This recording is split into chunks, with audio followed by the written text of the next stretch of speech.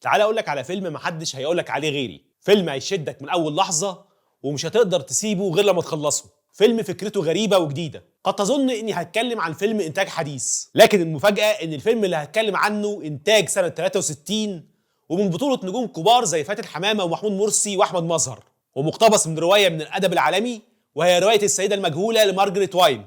فخليكم معايا، انا كريم الخولي وده فلاش باك.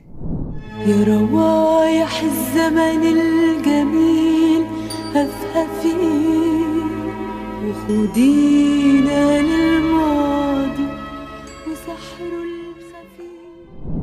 بتبدأ الحكاية يوم 5 أكتوبر سنة 42 مع نادية برهان صادق.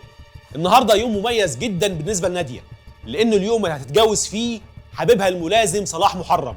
النهاردة اليوم اللي مستنياه بقالها كتير. لحد هنا والبداية عادية، واحدة مخطوبة وهتتجوز، ايه الجديد؟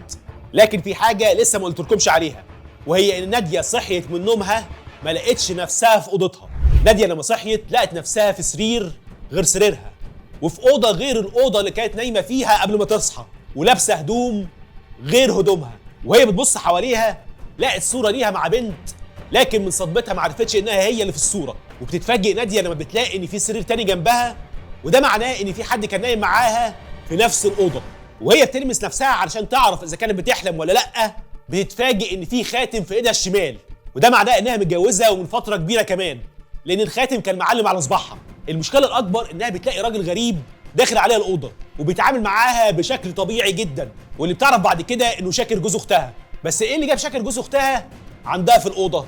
المهم إن شاكر بيتكلم معاها بشكل طبيعي جدا كأنه في أوضته، لكن نادية بتلاحظ حاجة غريبة في شاكر، وهو انه سنه كبر عن اخر مره شافته فيها. بعد كده دخلت عليه واحده بعربيه للشاي، وهي بتصب الشاي بنفهم ان في حاجه مهمه جدا ورا ناديه النهارده، لكن ناديه طبعا مش عارفه عنها اي حاجه. شاكر بعد كده بيسال الست على واحده اسمها ساميه، واذا كانت ساميه دي صحيت ولا لا. بس برضه مين ساميه دي؟ بعد كده شاكر وهو خارج من الاوضه بينده على ناديه، بس مش بينده عليها باسمها، شاكر بينده عليها باسم فوزيه. واذا احتجت اي حاجه ابقى اطلبيني في المكتب يا فوزيه. لكن فوزيه دي اخت ناديه، هو ليه بينده عليها باسم اختها؟ بعد كده ناديه بتروح على دولابها علشان تلبس حاجه، لكنها بتتفاجئ ان كل الهدوم الموجوده في الدولاب مش هدومها. ولما بتطلب من الست اللي شغاله في البيت انها تجيب لها الفستان اللي كانت ناديه لابساه امبارح، الست بتجيب لها فستان عمر ناديه ما شافته قبل كده. ده حتى الجزمه اللي هتلبسها عمرها ما شافتها قبل كده، لكنها مقاسها بالظبط. مش معقول، ده مقاسي تمام. لكنها بالرغم من كل ده بتضطر تلبس بسرعه علشان محتاجه تنزل تكلم باباها او صلاح خطيبها، وهم اكيد هيفهموها ايه اللي بيحصل. ولما نزلت من اوضتها لقت نفسها في بيت اول مره تشوفه، لدرجه انها ما كانتش عارفه مكان التليفون فين. لكن لما عرفت جريت على التليفون بسرعه علشان تكلم باباها. لكن ناديه بتكتشف ان النمره اللي طلبتها هي نمره جامعه القاهره. انا عايزه بيت برهان بيت صادق في الرمل. ايه؟ جامعه القاهره؟ طب ايه المشكله؟ ما هو ممكن تكون النمره غلط، بس في مشكله صغيره، وهي ان ناديه اساسا عايشه في اسكندريه مش عايشه في القاهره. بعد كده ناديه وهي طالعه السلم بتقابل البنت اللي كانت معاها في الصوره، واللي بتكتشف انها ساميه بنتها، وبتعرف كمان ان النهارده فرحها. طبعا ناديه بتتجنن، ازاي تنام في اسكندريه وهي عروسه في ليله فرحها، تصحى تاني يوم تلاقي نفسها عايشه في القاهره متجوزه جوز اختها، عندها بنت، والنهارده فرحها كمان. ناديه بعد كده بتهدى شويه علشان تحاول تفهم اللي بيحصل حواليها، لكن وهي ماشيه في البيت بتلاقي دعوه الفرح بتاعت ساميه بنتها، لكن الدعوه مكتوب فيها انها بتاريخ 11 ابريل سنه 57، يعني مر تقريبا 15 سنه. ازاي ناديه تنام في اكتوبر 42 تصحى في ابريل 57؟ واللي بيأكد الموضوع اكتر انها بتبص في الجريده بتلاقي نفس التاريخ اللي مكتوب في الدعوه، وبعد كده بتحاول انها تتصل بنمره ابوها في الاسكندريه، لكن بتتفاجئ ان مفيش حد باسم برهان صادق في الرقم ده. بيت برهان صادق؟ مفيش حد بالاسم ده. ولما بتشوف شاكر وبتحاول تفهم منه ايه اللي بيحصل، فشاكر بيثور في وشها وبيتهمها انها عاوزه تبوظ فرح بنتها. فناديه بتحاول تهدى وتستسلم شويه للواقع اللي عايشه فيه. لحد هنا وانا كنت فاكر ان في لعبه بتتعمل على ناديه، وانهم مثلا خدروها ونقلوها القاهره وعاملين عليها تمثيليه دي كلها لهدف محدش لسه عارفه، او انها فقدت الذاكره لمده 15 سنه. لكن حتى لو فقدت الذاكره، ازاي تنام ناديه تصحى تلاقي نفسها فوزيه اختها؟ وحتى نظريه المؤامره دي بتتهد بالنسبه ليا بعد كده. وده بيحصل لما ناديه بتروح فرح بنتها وبلاقي ان كل المعازيم وكل اللي المفروض انهم اصحابها ومعارفها بيتعاملوا معاها بشكل عادي جدا. هم حاسين انها متغيره شويه، لكن كلهم عارفينها وكلهم بيتعاملوا معاها على انها فوزيه زوجة شاكر ووالده ساميه. ومش معقول طبعا ان كل الناس دي بتمثل عليها. ده حتى الدكتور مجدي واللي كان واحد من ضيوف الفرح اتعامل معاها بشكل عادي جدا. هي طبعا مش عارفاه ولا شافته قبل كده، لكنه عارفها كويس. فمش من المعقول ان كل الناس دي بتمثل عليها. اكيد في مشكله كبيره جدا في عقل ناديه مخليها تتوهم كل ده. بعد كده الفرح بيخلص وناديه بتواجه شاكر بالحقيقه وبتحاول تفهم منه ايه اللي بيحصل، وبتقول له انها ناديه مش فوزيه وانه جوز اختها مش جوزها.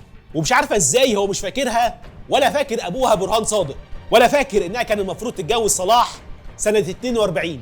لكن شاكر طبعا بينكر الكلام ده كله وبيقول لها انهم عايشين في الفيلا دي بقالهم 10 سنين، ومش ممكن تكون كانت عايشه في اسكندريه سنه 42 لانهم اتعرفوا على بعض واتجوزوا في السودان سنه 39. حتى ساميه بنتهم اتولدت في السودان سنه 41. لكن على كلام ناديه انها سنه 42 كان عندها 15 سنه. واللي بيأكد كلام شاكر اكتر انه جاب لها ألبوم فيه صور ليها مع ساميه وهي صغيره، وجاب لها قسيمه جوازهم وشهاده ميلاد ساميه. كده اتاكدنا تماما ان مفيش حاجه اسمها ناديه، وان كل حاجه بتاكد انها فوزيه، وان موضوع ناديه ده مجرد وهم في دماغها. وده اللي وصل لها برضه، علشان كده حاولت تتقبل الموضوع لحد ما تحاول تكتشف حقيقه اللي بيحصل، وده طبعا على حسب ما هي بتعتقد. وعلشان كده انتهزت الفرصه اللي كان شاكر مسافر فيها اسكندريه علشان تسافر معاه وتحاول تدور على بيتها. وفعلا راحت على نفس المكان اللي بتقول انها كانت ساكنه فيه. لكن المفاجاه انها عارفه كل حاجه في المكان، والمكان مش غريب عليها. عارفه الشوارع والبيوت والمدرسه اللي كانت بتدرس فيها وهي صغيره، دي حتى عارفه الجامع اللي كان جنب بيتهم. عارفه كل تفصيله في المنطقه اللي بتقول انها كانت عايشه فيها. حتى الكشك اللي جنب بيتهم لسه موجود زي ما هو. كل حاجه سابتها من 15 سنه لسه موجوده في مكانها. لكن الحاجه الوحيده اللي ما كانتش موجوده هو البيت اللي بتقول انها كانت عايشه فيه، لانها لقت مكانه عماره كبيره. ولما سالت الحارس على اسم برهان صادق قال لها ان مفيش حد في المنطقه دي كلها بالاسم ده. من فضلك تعرف بيت برهان صادق؟ مين يا فندم؟ برهان بيه صادق. مفيش حد بالاسم ده هنا يا عم. ناديه لما دورت ما لقتش حد في المنطقه عارف البيت ولا عارف اسم برهان صادق الا واحده بس، وهي بنت عم محروس صاحب الكشك اللي في الشارع بتاعهم، واللي كانت متعوده تجيب منه وهي صغيره. واللي قالت لها ان مكان العماره المبنيه دي كانت في ارض فاضيه اسمها ارض برهان، وده اللي بيخلي الامل يدب في قلبها شويه. بعد كده ناديه بتدور على نمره صلاح خطيبها وبتحاول توصل له، لكنها طبعا بتلاقي مفاجاه كبيره وبتكتشف ان وائل بكباشي مش ملازم، وان شكله كبر عن اخر مره شافته فيها. وغير كل ده فهو حاليا متجوز وعنده اولاد. المشكله الاكبر انه شبه عليها لكنه ما افتكرهاش خالص. لكن فوزيه بتساله عن واحده اسمها ناديه برهان، لكنه مش بيرد عليها وبيسيبها ويمشي. وبعد ما فوزيه بتمشي صلاح بيلحقها وبيقعدوا مع بعض في مكان علشان يحكي لها انه فعلا كان يعرف واحده اسمها ناديه برهان، وانه كان بيحبها وكانوا خلاص هيتجوزوا، علشان يقول لها بعد كده مفاجاه هتقلب كل حاجه، وهي ان ناديه ماتت هي وابوها. انت ما تعرفيش ناديه ماتت؟ وان صلاح بعد ما نزل من وحدته علشان يكتبوا الكتاب لقى بيت ناديه بقى كوم تراب بعد ما اتضرب في غاره من الغارات، وان ناديه وابوها مدفونين حاليا في مقابر المناره في اسكندريه. فناديه بتروح بسرعه علشان تشوف اسمها واسم برهان صادق موجودين على قبرين، وهي في حاله صدمه بتلاقي شاكر واقف جنبها واللي بيقول لها انه كان مخبي عليها كل اللي حصل، لانها بعد موت ابوها واختها في الغاره اتعرضت لصدمه كبيره جدا فضلت تتعالج منها لفتره، وانه فضل انه ما يقولهاش علشان ما يفكرهاش باللي حصل. وبكده فوزيه اتاكدت ان اللي عايشه فيه ده اوهام من الماضي. وطبعا انا وانتم النظريه اكتملت بالنسبه لينا، وهي ان ناديه ماتت هي وابوها في يوم فرحها، وده خلى فوزيه يحصل لها انهيار عصبي فضلت تتعالج منه لفتره، وده سبب كل اللي حست بيه فوزيه. وكل اللي شفناه في اول الفيلم النظريه دي بتفسره بشكل واضح. حضرتك طبعا اقتنعت خلاص بالنظريه دي، انا عايزك بقى تنساها لان النظريه دي مش صح والحقيقه غير كده خالص. لان بعد كده فوزيه طلبت كتير من شاكر انه يعرضها على دكتور، لكنه كان دايما بيتهرب منها. وفي مره من المرات كان شاكر وفوزيه في حفله في النادي، لكن فوزيه مش بتتحمل الضغط اللي حواليها وبتسيب الحفله، وهي سايقه عربيتها بتعمل حادثه، وبتقابل بعد كده الدكتور مجدي واللي شافها وهي سايقه، فبيصر انه ياخدها معاه العياده علشان يعمل لها الاسعافات الاوليه، وهما مع بعض بتحكي له على قصتها. لكن الدكتور مجدي بيطلب منها انه لازم يقابل جوزها علشان يعرف منه شويه حاجات. وبعد ما بيوصلها شاكر بيشوفهم وبيعرف ان فوزيه حكت ليه على كل حاجه بتحس بيها وقالت له ان عاوز يقابله، لكن شاكر بيرفض بشده. وبعد كده بيكلم الدكتور مجدي علشان يبرر ليه تصرفات فوزيه، فبيقول له ان فوزيه مريضه نفسيه وان مرضها ده مرض وراثي ناتج ان امها كانت مريضه نفسيه وماتت في مستشفى للامراض العقليه. بس ثانيه واحده، هو مش شاكر كان قال قبل كده ان كلام فوزيه ده ناتج عن الصدمه اللي اتعرضت ليها بعد موت ابوها واختها؟